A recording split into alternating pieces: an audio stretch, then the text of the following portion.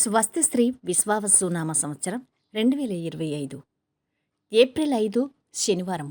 వివిధ ద్వాదశ రాశుల వారి యొక్క గోచారం ప్రకారం వారి యొక్క లాభనష్ట ఫలితాలు, శుభ అశుభ ఫలితాలు ఎలా ఉన్నాయి చూద్దాం.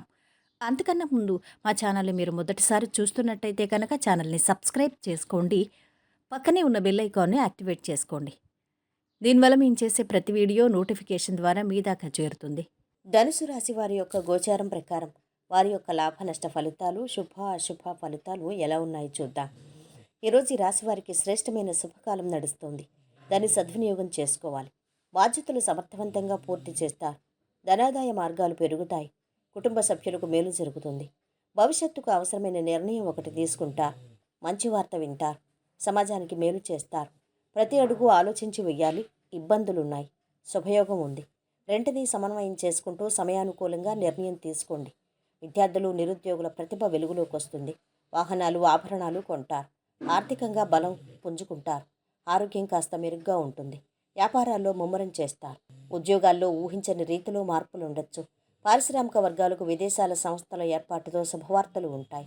ఆత్మవిశ్వాసం సడలకుండా వ్యవహరించాలి. విమర్శలకు ప్రతి విమర్శ చేయొద్దు.